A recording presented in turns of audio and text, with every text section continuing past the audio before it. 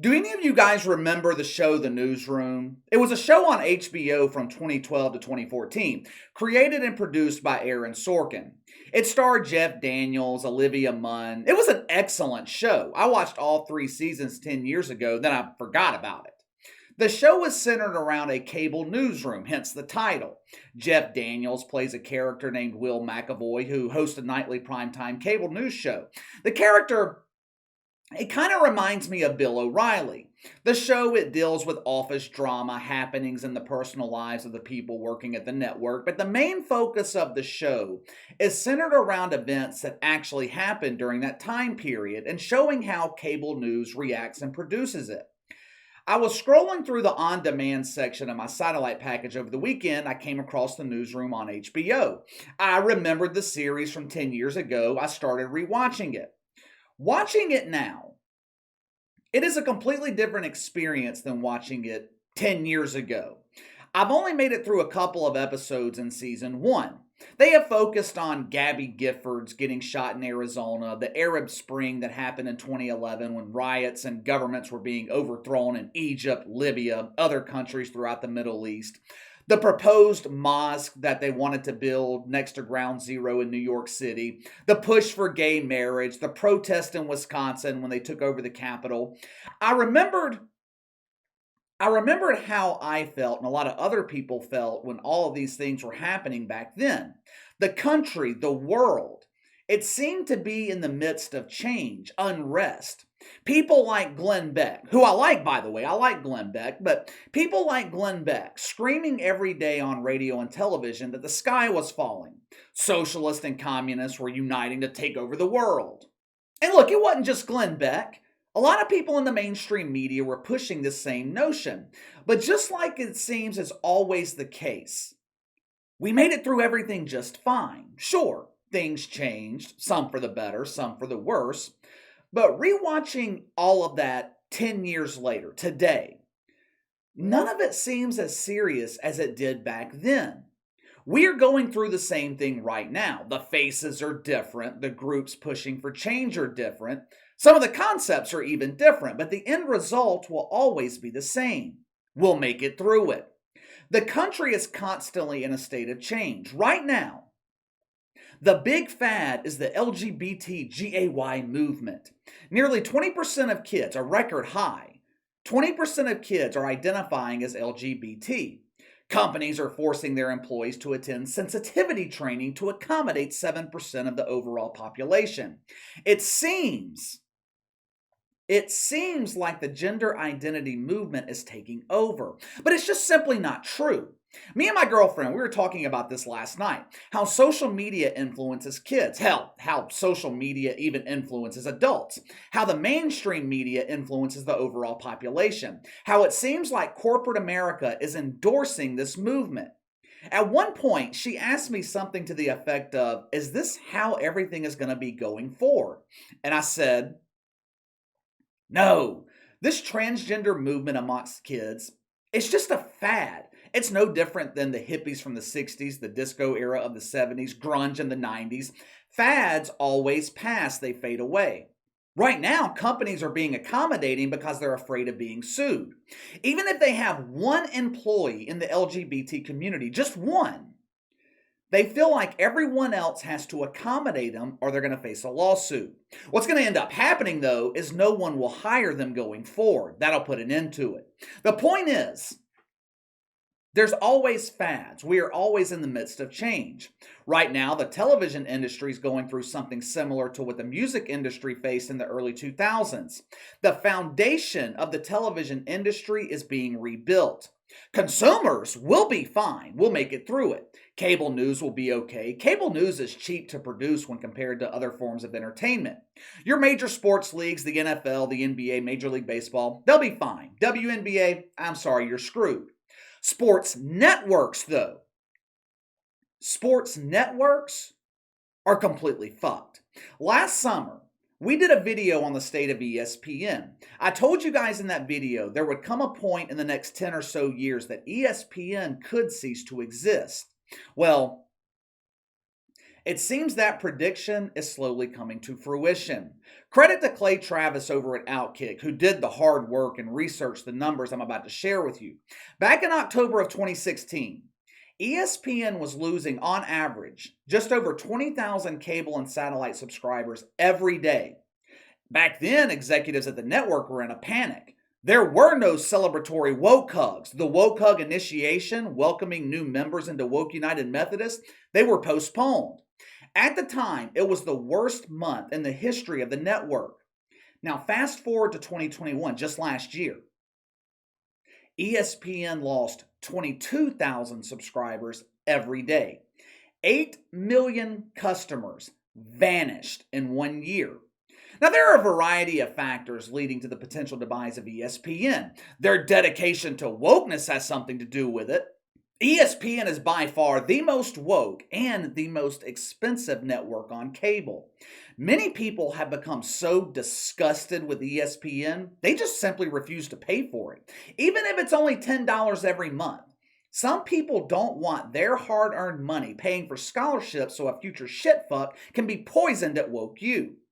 Another thing that's hastening the decline of ESPN is the internet. Like I said, this is similar to what record companies have been dealing with since the early 2000s. Music artists today, they no longer need record labels to distribute their music. They can do it on their own. SportsCenter has lost the cultural impact that it's had for decades. Opinion shows on ESPN, they're not as entertaining as they were in the past. Why? ESPN doesn't have the on-air talent. They used to have NFL analysts like Ron Jaworski, Merrill Hodge, Tom Jackson, Ray Lewis, guys who, knew and talked about football. Today we have analysts like Mina Kimes, who has never stepped on an NFL field unless she was wearing a pair of high heels. She's never been on an NFL roster, never coached an NFL team. Mina Kimes, she was a gender equity statistics professor at Woke U, who was transferred into an analyst role at ESPN because the potted plants were dying in the studio. As you guys know, Katie Nolan produces some of the best carbon dioxide. Plants thrive on the Katie Nolan brand of CO2. In 2020, Katie Nolan was being phased out at ESPN for being completely useless. They needed to keep the ficus alive, so they brought in Mina Kimes instead. There has never been less on-air talent at ESPN than there is today. Just think about it. Just think about this for a second. Outside of Stephen A. Smith, who is a crossover superstar at ESPN? The ESPN radio division, which used to dominate sports radio, ESPN radio is dead. Can you name a SportsCenter anchor? Can you name one? What, Scott Van Pelt? Hell, that's the only one I know of. Part of the reason ESPN struggles with talent is self-inflicted. You must identify as a woke dumbass to work there, which eliminates 85-90% of the country who identify as normal. But podcasting and YouTube is destroying the available talent pool at ESPN. You no longer need major media conglomerates to make an impact and, more importantly, to make a living. You now have the ability to do it independently and keep all the money to yourself. And also, you don't have to listen to some boss tell you what you're going to say. Trey Wingo actually alluded to this yesterday on Twitter. Some dumbass asked him about his paycheck from ESPN, clearly not realizing he hasn't worked there in months, maybe even a year at this point. Trey Wingo replied and said, "Right now, I am making triple the money I was making at ESPN." Now, the biggest and most obvious reason for the future demise of ESPN is cord cutting. Cord cutting is affecting all major media outlets on cable and satellite, but it's going to have a devastating, and it is having a devastating effect on ESPN. Right now, ESPN is generating $9 billion a year from cable and satellite subscriptions.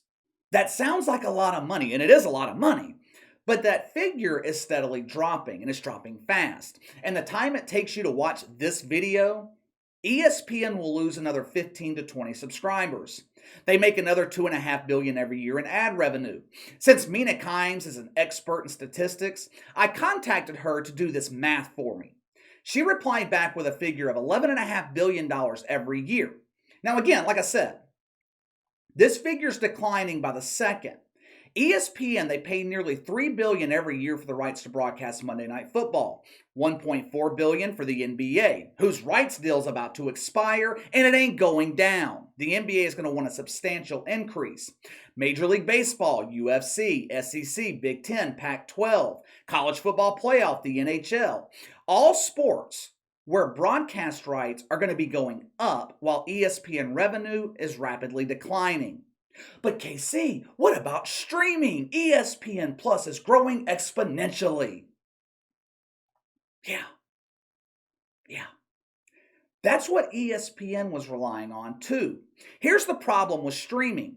ESPN Plus has around 22 million subscribers. However, a lot of those are bundled packages. It's people who bought the UFC and they don't give a shit about anything else on the platform. People who have ESPN Plus included with their cable or satellite package. It's not a dedicated audience. If you're the NFL, do you want Monday Night Football available to 75 million subscribers or 22 million? The NFL, the NBA, they're not allowing ESPN to broadcast exclusively on ESPN Plus. So what you're left with on the platform is the UFC and old sports footage. Other streaming services, Netflix, HBO Max, you can get away with a library of old content. Someone like me, for example, who's rewatching the Newsroom 10 years later on HBO Max. Doesn't work that way in sports. The vast majority of sports content is consumed live. How many people do you know who are willing to rewatch the 2009 NBA Finals? Who wants to rewatch the Super Bowl from a few months ago? ESPN doesn't generate enough revenue through streaming to pay for the NBA, much less the NFL, college football, and everything else they broadcast live. The question is, how does ESPN fix this problem? The answer is, they don't. Disney CEO Bob Chapek, he basically admitted last week they don't have an answer to the problem. He doesn't have an answer because there's not one. ESPN's business model is antiquated. It's not sustainable. But KC, what happens to live sports games? What happens to Monday Night Football, NBA playoffs? I don't know. I don't have all the answers. We're already seeing sports slowly migrate to streaming services. Major League Baseball on Apple, NFL on Amazon. From a consumer perspective, the problem right now with streaming, there's too many fucking streaming services. The market's saturated. Streaming services, they're expected to lose 150 million subscribers globally this year. Now, I don't know what the future of sports broadcasting holds. I don't know. All I know right now, ESPN's in trouble. And to be honest with you, I ain't upset about it. Fuck the woke assholes. But let me know what you think. Do you agree? Is ESPN teetering on the brink of existence? Is the woke Titanic slowly sinking to the bottom of the woke sea? Do you watch ESPN anymore? Sound off in the comments below. Make sure to like and subscribe. Click the notification bell to receive all notifications from the channel. Best way to contact me is by email at btlkc84@gmail.com, KC_BTL84 on Twitter. I'll see you guys later.